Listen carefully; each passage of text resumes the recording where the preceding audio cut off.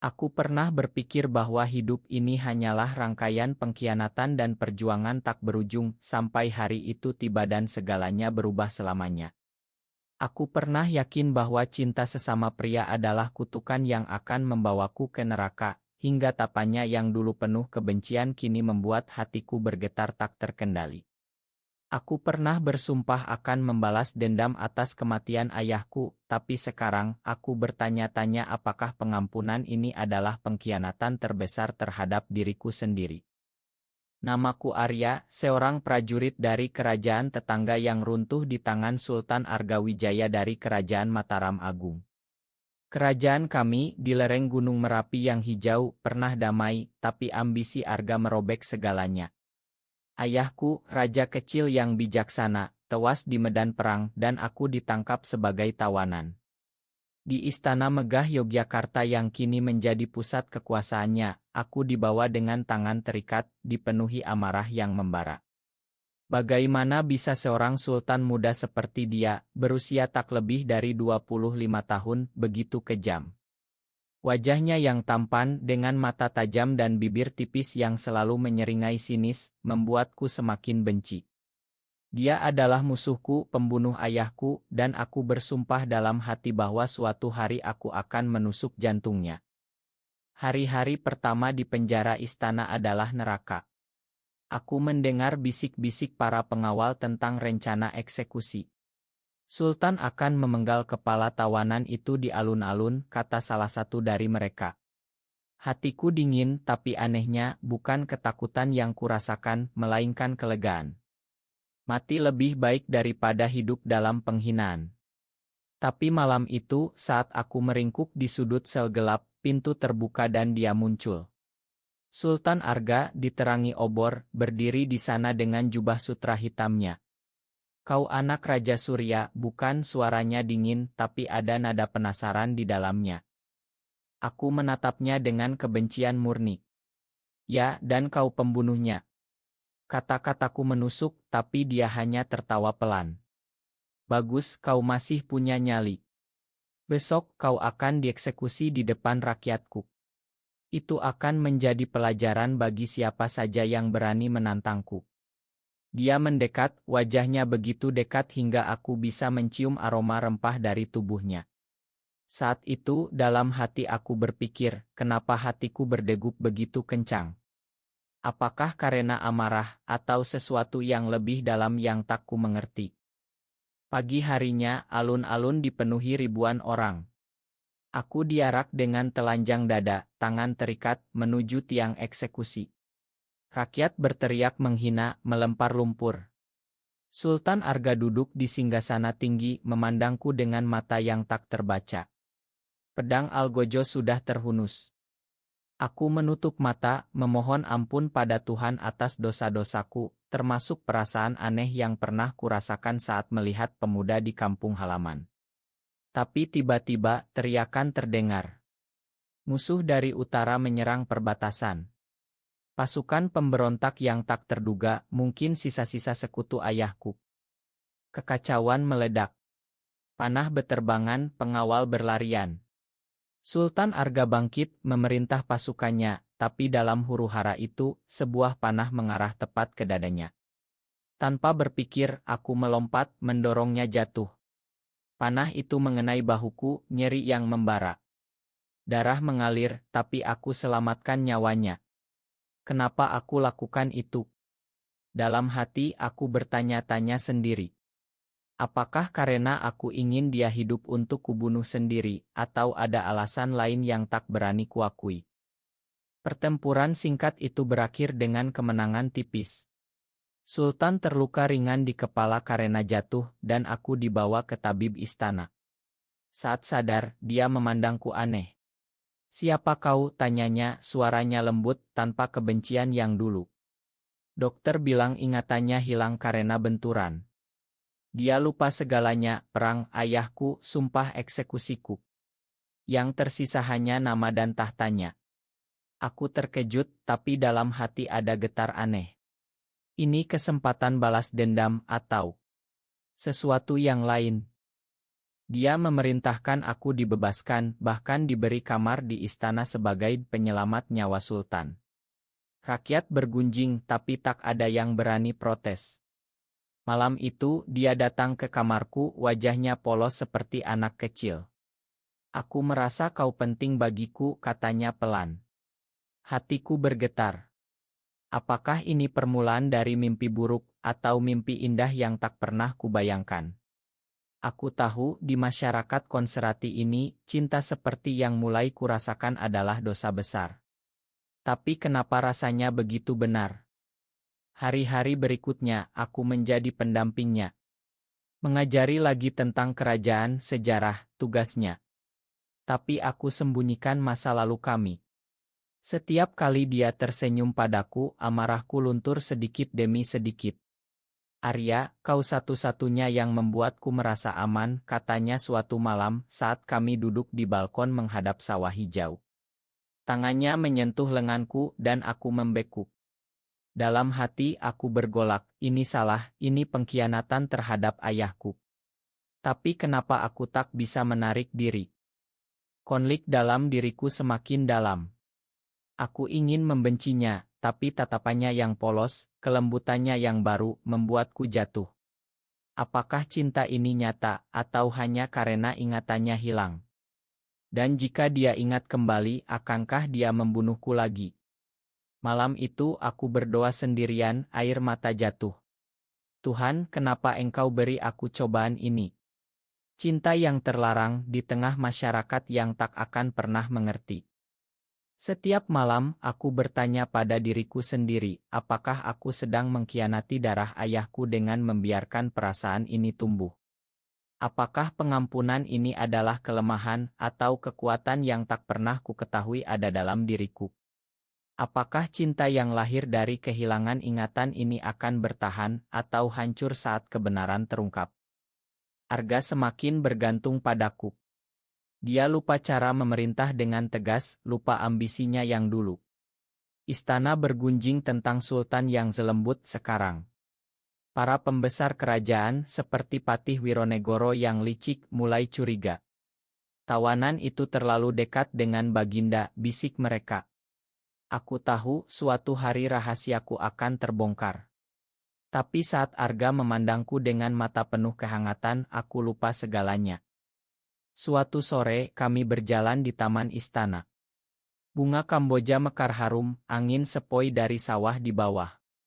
Arya, aku bermimpi tentangmu malam tadi, katanya tiba-tiba, wajahnya memerah. Hatiku berdegup kencang. Mimpi apa, tanyaku, suara gemetar. Kita bersama selamanya. Kau di sisiku sebagai lebih dari pendamping. Kata-katanya menusuk jiwa.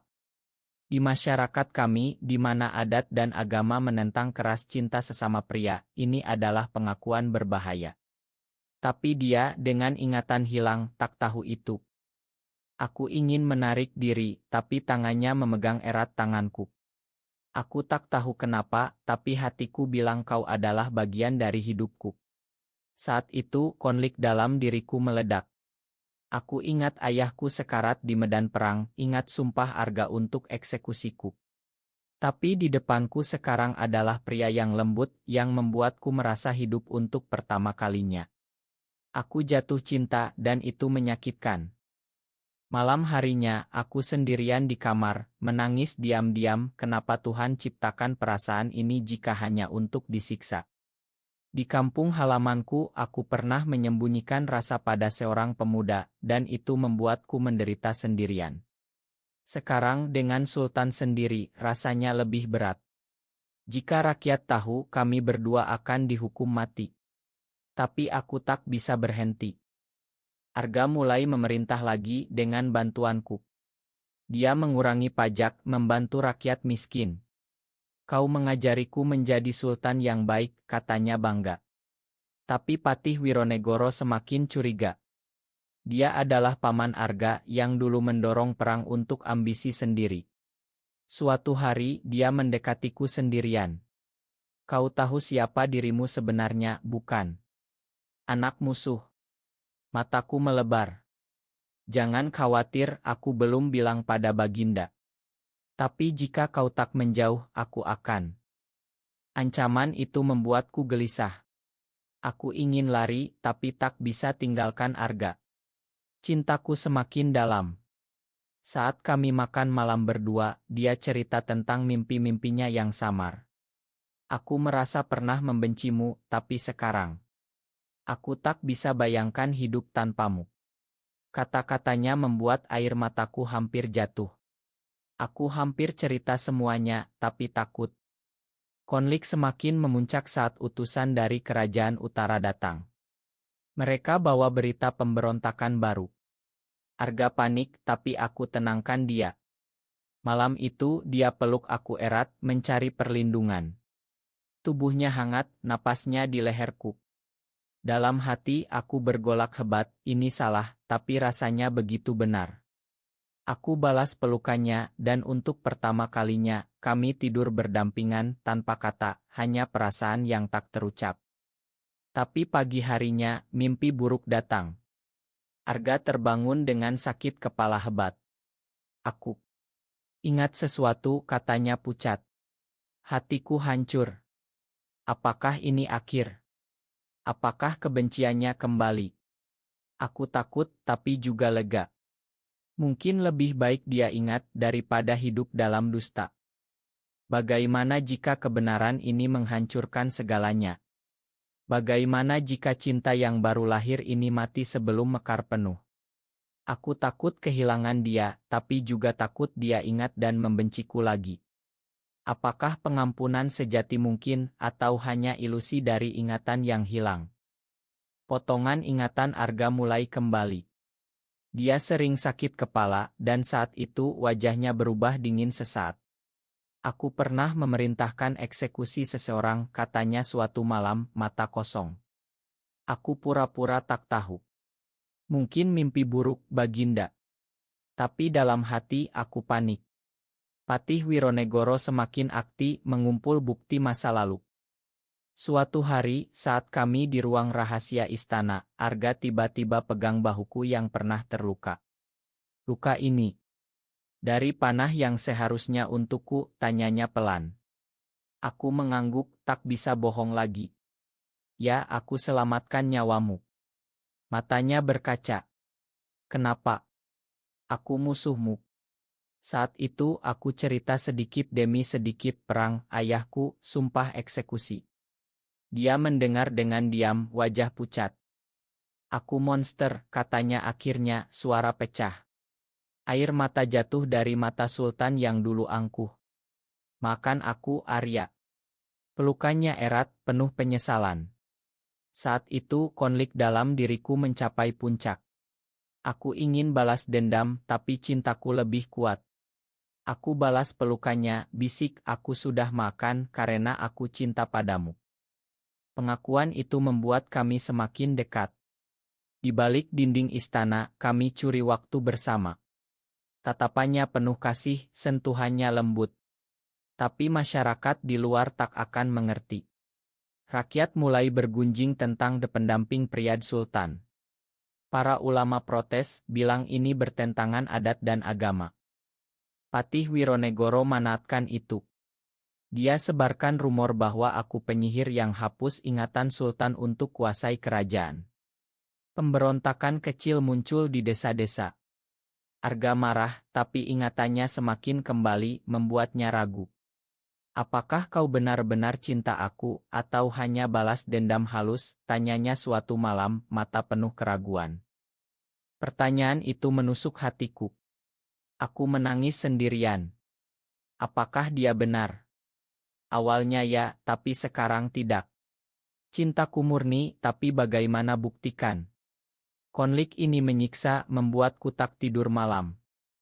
Akhirnya, pengkhianatan datang. Wironegoro temukan surat lama dari ayahku, bukti perang. Dia tunjukkan pada Arga saat aku tak ada. Saat aku kembali, Arga memandangku dingin. Kau bohongi aku sejak awal. Suaranya seperti dulu, penuh kebencian. Hatiku hancur berkeping. Dia perintahkan aku ditahan lagi. Di sel yang sama, aku meringkuk, menyesali segalanya. Cinta ini ternyata rapuh. Tapi malam itu dia datang sendirian. Aku ingat semuanya sekarang, katanya. Perang, eksekusi, kebencianku. Aku siap mati. Tapi dia buka pintu sel, peluk aku erat. Tapi aku juga ingat cintaku padamu sekarang. Itu lebih kuat. Air mata kami bercampur. Pengampunan sejati datang dari hatinya yang berubah. Tapi ancaman luar semakin besar. Wironegoro rencanakan kudeta. Apakah cinta kami cukup kuat menghadapi pengkhianatan dan masyarakat yang menolak? Apakah tahta ini layak dipertahankan jika harus kehilangan satu-satunya yang membuat hidup bermakna? Aku takut, tapi untuk pertama kalinya aku berani bertarung demi cinta ini. Wironegoro sebarkan racunnya kemana-mana. Para pembesar kerajaan terbelah, sebagian setia pada Arga, sebagian tergiur janji kekuasaan dari Patih. Rakyat di alun-alun demo, teriak Sultan ternoda oleh tawanan. Ulama atua bahwa hubungan kami haram. Arga gelisah, tapi tak mundur. Aku tak peduli adat lama jika itu menyakiti kita, katanya tegas. Tapi dalam hati dia bergolak juga. Aku takut kehilangan tahta, tapi lebih takut kehilanganmu, bisiknya malam itu. Kami curi waktu di kamar rahasia, saling menguatkan. Sentuhan kami penuh kelembutan, tapi juga keputusasaan. Aku tahu ini mungkin akhir. Puncak pengkhianatan datang saat pesta kerajaan. Wironegoro rencanakan racun Arga. Aku dengar bisik-bisik pengawal setia, dan buru-buru lari ke ruang pesta. Saat Arga angkat gelas beracun, aku teriak dan tolak gelas itu. Racun tumpah, tapi sebagian masuk mulutnya. Kekacauan meledak. Pengawal tangkap Wironegoro dan anak buahnya. Arga pingsan dirawat tabib. Aku tak tinggalkan sisinya, pegang tangannya erat, berdoa tanpa henti. Jangan tinggalkan aku, bisikku berulang. Konflik dalam diriku, jika dia mati, aku ikut mati. Cinta ini sudah telanjur dalam. Beberapa hari kritis. Ingatannya penuh kembali, tapi penyesalannya juga. Saat sadar, dia panggil aku. Arya, maafkan aku atas segalanya. Kami nangis bersama. Kudeta gagal, Wironegoro dihukum pengasingan. Tapi masalah belum selesai. Rakyat masih gaduh. Arga ambil keputusan berani, dia umumkan aku sebagai konsort pria resminya, pendamping tahta. Kerajaan ini butuh perubahan, katanya di alun-alun. Banyak yang protes, tapi juga banyak yang diam, tergerak oleh keberaniannya. Konflik masyarakat meledak. Beberapa desa memberontak kecil, ulama boikot. Tapi Arga tegas, kurangi pengaruh konservatif, promosikan toleransi. Cinta tak salah jika tulus, katanya. Dalam hati aku bangga tapi takut. Apakah ini akan berhasil? Rasa sakit dari penolakan masyarakat ini lebih dalam dari luka perang manapun. Apakah kami egois mempertahankan cinta ini, atau justru membawa perubahan yang dibutuhkan kerajaan? Aku meragukan segalanya, tapi tatapannya memberi kekuatan. Penolakan semakin hebat. Beberapa ulama radikal sebarkan atwa, sebut kami penghancur moral. Kerusuhan kecil di pasar, rumah-rumah dibakar. Arga kirim pasukan, tapi hatinya berat. Aku tak mau bunuh rakyatku sendiri, katanya lemah. Malam-malam kami penuh air mata.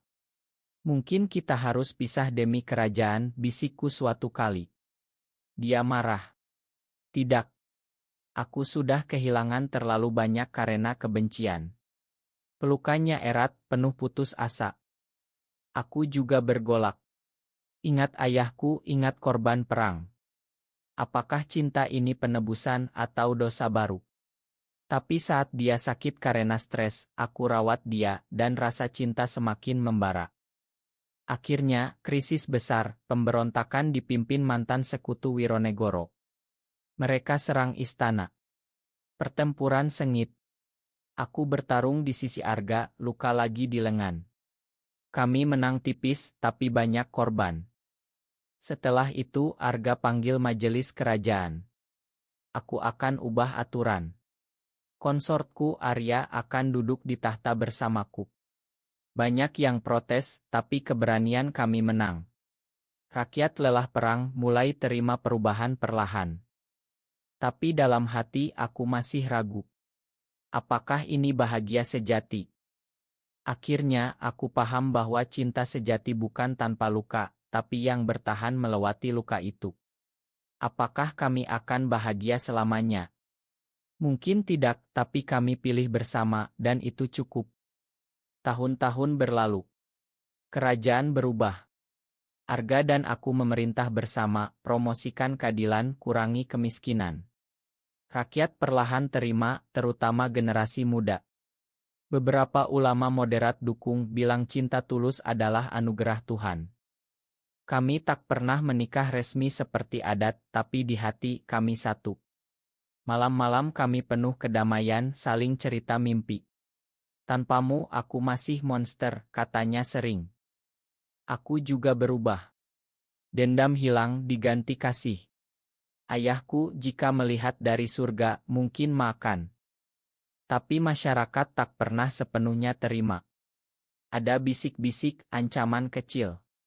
Tapi kami kuat. Cinta kami jadi simbol harapan bagi yang tersembunyi yang takut mencinta. Suatu hari Arga sakit parah. Aku rawat dia sampai akhir. Saat sekarat, dia bisik, terima kasih telah selamatkan aku bukan hanya nyawa, tapi jiwa.